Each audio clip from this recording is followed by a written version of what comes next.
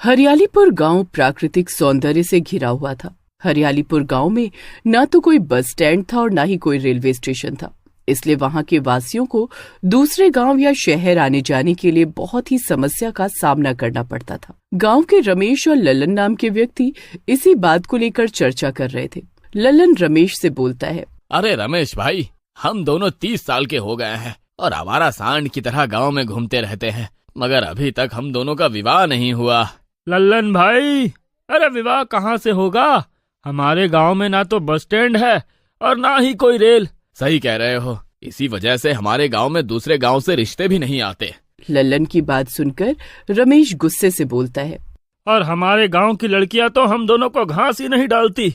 वो तो अपने आप को ऐश्वर्या राय और दीपिका पादुकोण समझती हैं। और हमारे गांव का मुखिया भी एक नंबर का नकारा है। चलो चलकर आज मुखिया से इसी बारे में बात करते हैं। लल्लन और रमेश मुखिया के घर पर चले जाते हैं। मुखिया के घर के बाहर उसकी बेटी राधा खड़ी होती है। राधा उन दोनों को देखकर चौंक जाती है और कहती है, तुम दोनों निकम्मे आवारा सांड मेरे घर के बाहर क्या कर रहे हो? राधा को देखकर लल्लन और रमेश छिछोरी भरी नजरों से राधा को देखने लगते हैं। लल्लन मुस्कुराते हुए राधा से कहता है, हम दोनों तुम्हारे पिता मुखिया से बहुत जरूरी बात करने आए हैं। तुम्हें मेरे पिता से क्या काम पड़ गया? दरअसल हम दोनों मुखिया जी से विवाह की बात करने आए हैं। ये सुनकर राधा बुरी तरह से क्रोधित हो जाती है। तभी राधा की माँ चंपा, जो कि उन दोनों की बातें घर के अंदर से सुन रही होती है, बाहर आ जाती है। तुम दोनों आवारा बैल, तुम्हारी हिम्मत कैसे हुई ये सोचने की कि मैं अपनी बिटिया का विवाह तुम दोनों में से किसी एक से करूंगी? मुखिया जी से मिलना है तो वो सुबह सुबह खेत में मिलते हैं। रमेश और लल्लन वहाँ से मुंह लटकाकर अपने अपने घर की ओर चल देते हैं। कुछ दूर जाकर रमेश लल्लन से बोलता है, खाया पिया कुछ नहीं और गिलास तोड़ा 8 आना, मुफ्त का थप्पड़ पड़ गया। और ये करम जला मुखिया सुबह सुबह खेत में करने क्या जाता है? करने क्या जाएगा, गया होगा पेट हल्का करने। इधर हरियालीपुर गांव का मुखिया अपने खेत से बाहर निकला ही था कि तभी वहां पर एक कार आकर रुक जाती है। कार के अंदर से एक सुंदर लड़की और एक सज्जन दिखने वाला पुरुष बाहर आ जाता है। सुंदर लड़की मुखिया की ओर देखकर कहती है, हेलो, मेरा नाम सौम्या है। क्या आप ही हरियालीपुर गांव के मुखिया हैं? और मेरा नाम अभिमन्यु है। मुखिया सौम्या को छिछोरी भरी नजरों से देखने लगता है। सौम्या मुखिया से गुस्से से कहती है, देखिए, आप गांव के मुखिया हैं और बूढ़े हो चुके हैं। आपको इस तरह से किसी सुंदर लड़की को छिछोरी भरी नजरों से नहीं देखना चाहिए। अरे नहीं, अब मैं तो बस ये देख रहा था कि शहर की लड़कियां अपने चेहरे में आखिर ऐसा क्या लगाती हैं कि वो गांव की लड़कियों से ज्यादा सुंदर दिखती हैं। बकवास बंद करो। मैं सिर्फ ये बताने के लिए आई हूँ कि गवर्नमेंट यहाँ पर मेट्रो स्टेशन बनाने वाली है। इतना बोलकर सौम्या अपनी जेब से कागज निकालती है और मुखिया से बोलती है, इस कागज पर अंगूठा लगा दीजिए, सरकारी काम है, इसलिए आपका अंगूठा लगना जरूरी है। मुखिया अंगूठा लगा देता है। सौम्या और सज्जन पुरुष वहाँ से चले जाते हैं। कुछ दिनों में हरियालीपुर में मेट्रो बनकर तैयार हो जाती है। सारे गांव वाले बहुत खुश होते हैं। मेट्रो शुरू होने के बाद गांव के लोग ट्रेवल करना शुरू कर देते हैं। कुछ दिन के बाद ललन की चाची का ललन के चचेरे भाई की शादी में शामिल होने के लिए फोन आता है। ललन खुशी खुशी ये बात अपने दोस्त रमेश को बताता है। रमेश भाई, मेरे चचेरे भाई की शादी है, चाची ने मुझे बुलाया है और तुम्हें भी याद कर रही थी। अरे ये तो बहुत अच्छी बात है, अब तो कोई समस्या भी नहीं है। चलो आज शाम की ही मेट्रो पकड़ते हैं। लल्लन और रमेश उसी शाम रेलवे स्टेशन चले जाते हैं और मेट्रो के अंदर चढ़ जाते हैं। वो दोनों मेट्रो के अंदर बैठे हुए मेट्रो को आंखें फाड़ फाड़ कर देख रहे होते हैं कि तभी एक सुंदर लड़की काला कोट पहने उनके पास आकर खड़ी हो जाती है और मुस्कुराते हुए लल्लन की ओर देखकर कहती है, टिकट? लल्लन सुंदर लड़की को देखकर कहता है, अरे मुझे तो पता ही नहीं था कि मेट्रो स्टेशन पर टीटी लड़कियां होती है। लल्लन इतना कहता ही है कि तभी सुंदर लड़की चुड़ैल में बदल जाती है। चुड़ैल को देखकर लल्लन और रमेश की सिट्टी पिट्टी गुम हो जाती है। लल्लन डरते हुए रमेश से कहता है, अरे रमेश भाई, ये तो चुड़ैल है। तभी चुड़ैल गुस्से से लल्लन की ओर देखकर कहती है, मेट्रो में सुंदर लड़कियां ही टीटी नहीं होती, बल्कि चुड़ैल भी टीटी होती है और मैं हूँ चुड़ैल टीटी।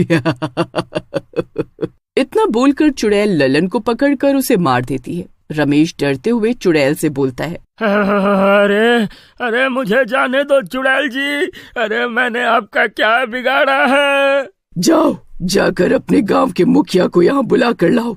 रमेश तुरंत वहाँ से बाहर निकल जाता है और दौड़ता हुआ अपने गांव पहुँच जाता है और चीखने लगता है, अरे गाँव वालों, अरे बाहर निकलो।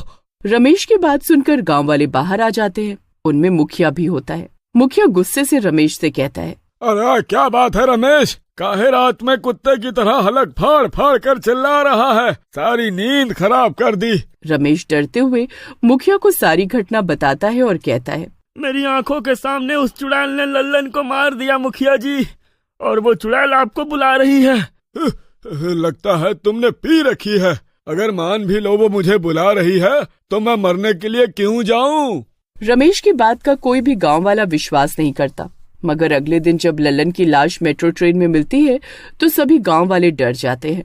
उस दिन के बाद हरियालीपुर गांव का कोई भी इंसान मेट्रो ट्रेन में चढ़ता तो चुड़ैल टीटी बन उसके पास पहुंच जाती और उसे मार देती है, और जिसे नहीं मारती उससे यही कहती कि मुखिया को बुला कर लेकर आओ। कुछ ही दिनों में मेट्रो स्टेशन पर सन्नाटा छा जाता है और लोग डर की वजह से मेट्रो में यात्रा करना बंद कर देते हैं। कुछ दिनों बाद हरियालीपुर गांव में अभिमन्यु नाम का एक व्यक्ति जो सौम्या के साथ मुखिया से मिलने आया था, एक साधु को लेकर आता है और सारे गांव वालों को एकत्रित करके कहता है, मेट्रो बंद होने से सरकार को बहुत नुकसान हो रहा है। मुझे पता चला कि मेट्रो ट्रेन के अंदर एक चुड़ैल का वास हो गया है, इसलिए मैं एक साधु को यहाँ पर बुला कर लाया हूँ। तभी वहाँ पर रमेश आ जाता है और अभिमन्यु से कहता है, और वो चुड़ैल जिसे छोड़ देती है उससे यही कहती है कि मुखिया को बुला कर लेकर आओ। ये सुनकर साधु चौंक जाता है और मुखिया की ओर देखकर बोलता है, चलो मुखिया मेरे साथ, मैं भी देखता हूँ कि वो चुड़ैल तुम्हें क्यों बुला रही है।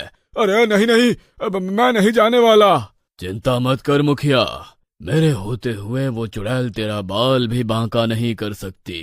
साधु मुखिया को जबरदस्ती मेट्रो ट्रेन में ले जाता है और पीछे पीछे सभी गांव वाले भी आ जाते हैं। तभी वहां पर डरावनी डरावनी आवाजें आने लगती हैं और चुड़ैल टीटी सामने आ जाती है, लेकिन मुखिया को देखकर चुड़ैल की आंखों में खून उतर आता है। तभी साधु चुड़ैल से बोलता है, आखिर तू मुखिया को क्यों बुला रही है और तू इन गांव वालों को क्यों मार रही है?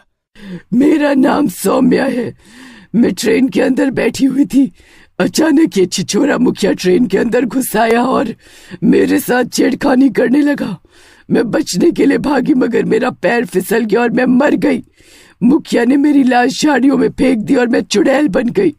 चुड़ैल बनने के बाद मैं टीटी बनकर लोगों को मारने लगी क्योंकि मेरा मकसद मुखिया को मारना था। ये सुनकर साधु गुस्से से कहता है, अपना बदला पूरा कर ले चुड़ैल। चुड़ैल मुखिया को तुरंत पकड़कर मार देती है। अभिमन्यु रोते हुए चुड़ैल से कहता है, मैं तो यही समझ रहा था कि तुम शहर वापस चली गई हो, अब तुम इन गांव वालों को छोड़ दो। ठीक है, झाड़ियों में मेरी लाश पड़ी हुई है, मेरी लाश का अंतिम संस्कार कर दो, मुझे मुक्ति मिल जाएगी। साधु गांव वालों के साथ मिलकर झाड़ियों में पड़ी हुई सौम्या की लाश का अंतिम संस्कार कर देता है और चुड़ैल को मुक्ति मिल जाती है।